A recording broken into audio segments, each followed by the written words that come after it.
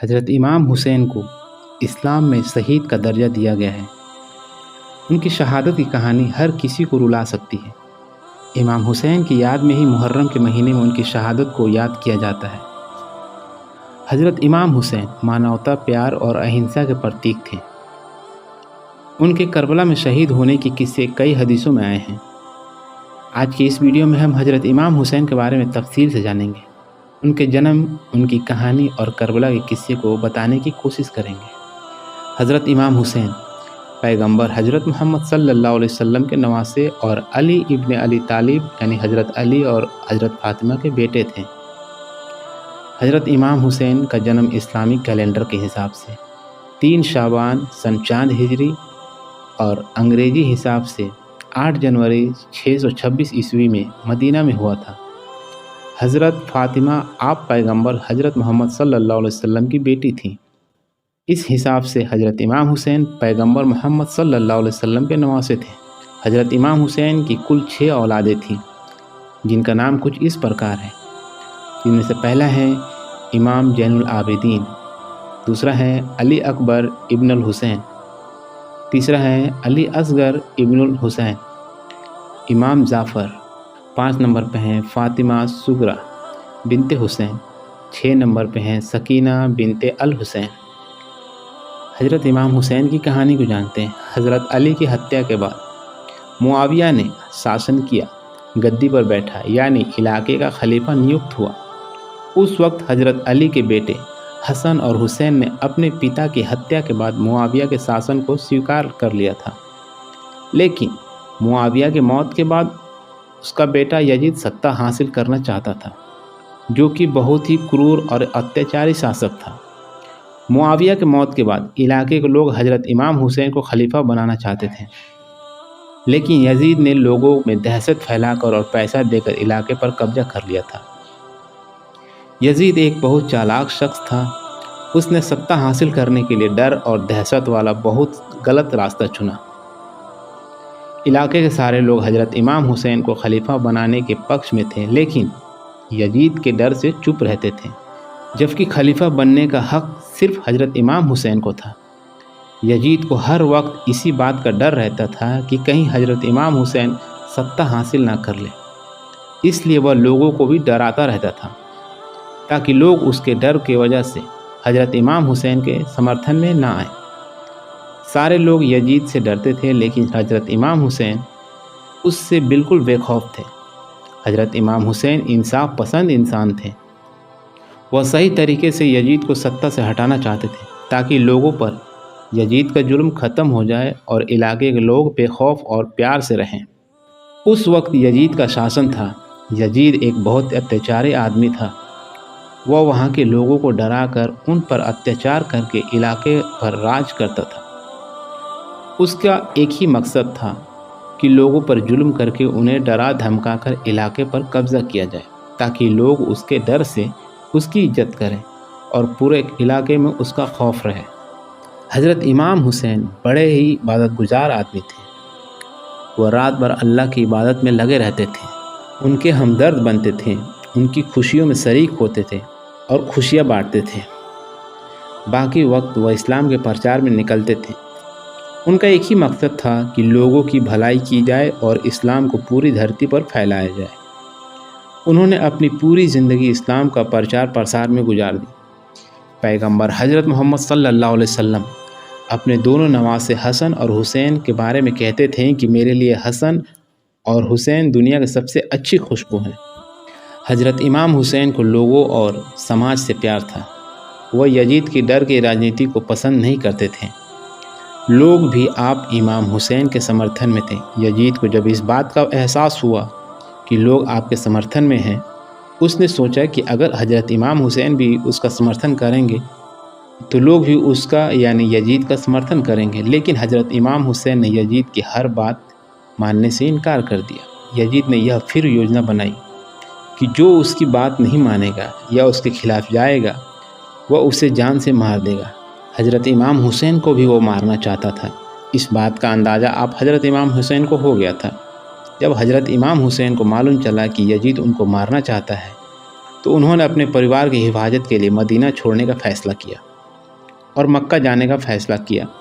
जब आप मदीना से मक्का के लिए जाने के सोच रहे थे तब हज का महीना भी चल रहा था, यानी काफ़ी लोग उस वक्त पवित्र शहर मक्का में हज के लिए जा रहे थे। आपने भी फैसला किया कि आप भी हज के लिए जाएंगे। बस यही सोचकर आप मदीना से मक्का के लिए निकल गए। जब आप मक्का पहुंचे तो उनको कुफा, जो कि उस वक्त इराक का एक शहर था, वहां से काफ़ी लोगों का समर्थन मिला। आपको किसी ने खबर दी कि कुफा के लोग आपके समर्थन में हैं और यजीद के जुल्म को ख़त्म करने के लिए तैयार हैं और आपके साथ हैं। आपको इस बात को सुनकर बड़ी खुशी हुई कि कुफा में उनके काफ़ी समर्थक हैं। उन्होंने फिर मक्का से कुफा जाने के लिए फ़ैसला किया क्योंकि वो यजीद के जुल्म को ख़त्म करना चाहते थे। मक्का के कई लोगों ने आपको समझाया कि आप कुफा ना जाएं, वहाँ आपकी और आपके परिवार की जान को ख़तरा है। लेकिन आपने बड़ी सूझबूझ से फैसला किया कि वह कुफा जाएंगे और लोगों से मिलेंगे और यजीद के आतंक को ख़त्म करेंगे। यजीद को इस बात का पता चल गया कि कुफा के लोग अब हज़रत इमाम हुसैन के साथ हैं और उसके खिलाफ़ जंग के लिए तैयार हैं। यह सुनकर यजीद बहुत डर गया। उसे यह डर हो गया था कि अगर सारे लोग हज़रत इमाम हुसैन के साथ हो गए तो उसकी सत्ता जा सकती है। जब आप कुफा के लिए मक्का से रवाना हुए तो यजीद ने अपना सेना, जिनकी तादाद हज़ारों में थी, आपके पीछे लगा दी। इतनी भारी संख्या के आने का अंदाज़ा जब कुफा के लोगों को लगा तो बहुत से लोग डर गए और उन्होंने हज़रत इमाम हुसैन का समर्थन करने से मना कर दिया। कुछ लोग ऐसे भी थे जो यजीद की सेना से लड़ने के लिए तैयार थे, लेकिन ऐसे लोग बहुत कम थे। ज़्यादातर लोगों ने यजीद की ताकत और उसकी सेना से डर से आखिरी वक्त में इमाम हुसैन का साथ देने से इनकार कर दिया। जब इस बात का पता हज़रत इमाम हुसैन को लगा तो उनको लगा था कि यजीद अब उन्हें नहीं छोड़ेगा और उनकी मौत निश्चित है, लेकिन फिर भी उन्होंने हार नहीं मानी। उन्होंने फिर भी कुफा की ओर बढ़ने की यात्रा जारी रखा। जब उनके साथ उनके परिवार के कुछ लोग और साथ में उनके कुछ समर्थक थे, यजीद की सेना आपको कुफा नहीं जाने देना चाहती थी, इसलिए उन्होंने कुफा के रास्ते पर अपनी सेना लगा दी और इमाम हुसैन के काफ़िले को कुफा की जगह करबला की ओर जाने के लिए मजबूर किया। करबला, जो कि उस वक्त की बहुत बीहड़ जगह और गर्म रेगिस्तान था, जहाँ सिवाय बंजर ज़मीन के कुछ नहीं था। इमाम हुसैन, उनका काफ़िला जिसमें 72 लोग थे, जब मुहर्रम की 2 तारीख 61 हिजरी को करबला पहुँचे तब यजीद की सेना वहाँ भी पहुँच गई। मुहर्रम की 7 तारीख को यजीद की सेना ने करबला में मौजूद एक नहर, फुरात नदी अलकमा नहर पर पहरा लगा दिया ताकि हज़रत इमाम हुसैन और उनका काफ़िला पानी नहीं पी सके और अगर पानी पीने आए तो उन्हें उसी वक्त मार दिया जाए। हज़रत इमाम हुसैन फिर भी यजीद की सेना के सामने झुकने के लिए तैयार नहीं थे। वह बिना पानी के अपना सफ़र करते रहें। करबला के रेगिस्तान की इतनी गर्मी में बिना पानी के रहना बहुत मुश्किल था। बिना पानी के हज़रत इमाम हुसैन के बच्चे प्यास से तड़पने लगे क्योंकि उनके पास ना पानी बचा था ना खाना। बिना पानी और भूख के रहते हुए उन्हें 2 दिन हो गए थे। इमाम हुसैन करबला में यजीद से लड़ना नहीं चाहते थे। वह बस अपने परिवार को वहाँ से निकालना चाहते थे ताकि वह किसी तरह कुफा तक पहुँच जाए। उन्हें पता था कि यजीद की सेना उनके पूरे परिवार को मार देगी, इसलिए वह सेना के सामने नहीं आना चाह रहे थे। मुहर्रम की 9 तारीख को यजीद की सेना ने करबला में आपके काफ़िले पर हमला कर दिया। अब आप समझ गए थे कि उनका बचना मुश्किल है। हज़रत इमाम हुसैन ने यजीद की सेना से 1 रात की मोहलत मांगी ताकि आप मुहर्रम की 9 तारीख की रात अल्लाह की इबादत कर सकें और अल्लाह से अगले दिन जंग में फ़तह हासिल करने की दुआ मांग सकें।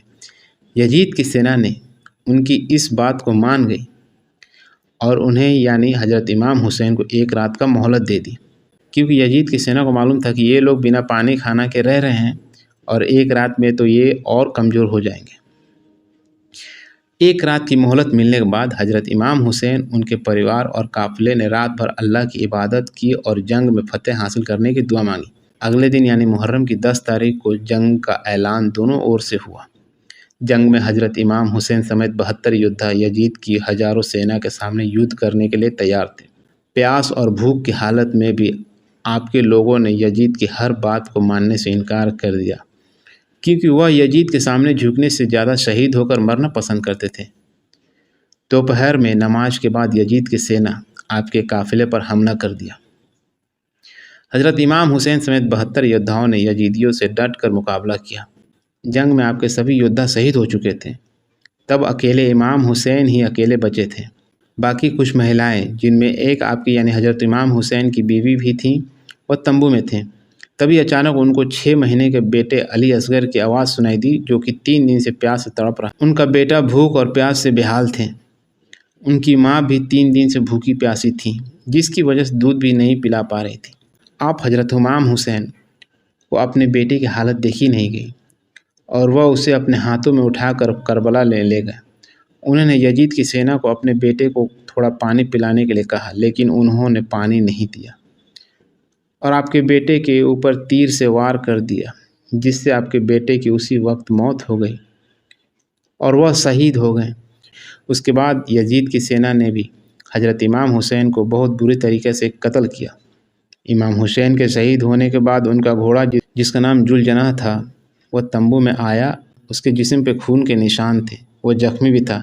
تمبو میں آتے ہی وہاں موجود مہلائیں سمجھ گئی تھیں کہ حضرت امام حسین شہید ہو چکے ہیں۔ حضرت امام حسین کے شہید ہونے کے بعد ان کے گھوڑے ذوالجناح کے ساتھ کیا ہوا، اس کا کوئی ذکر یا کوئی ثبوت کتابوں میں نہیں آیا ہے۔ یزیدیوں نے تلوار سے آپ کا مبارک سر کاٹ کر گلی محلے میں گھمایا۔ ان کا جلوس نکالا گیا تھا۔ یہ دیکھ کر ہر کسی کے آنکھ میں آنسو تھے، سوائے یزیدیوں کے۔ خیر، امام حسین کی شہادت کو اسلام کبھی بھلا نہیں سکتا۔ ان کی یاد میں محرم کے مہینے میں ماتم کیا جاتا ہے اور حضرت امام حسین اور ان کا پریوار کی قربانی کو یاد کیا جاتا ہے۔ ہمیں بھی چاہیے کہ محرم کے مہینے میں ان کی شہادت کو یاد کریں، محرم میں تعزیہ نکال کر ڈھول نگاڑے بجا کر یزیدیوں جیسے کام نہ کریں۔ جتنا ہو سکے بھوکے پیاسوں لوگوں کو کھانا کھلائیں۔ محرم کی 9 اور 10 تاریخ کو روزہ رکھیں۔ امام حسین کی شہادت کو یاد کریں۔ السلام علیکم، اللہ حافظ۔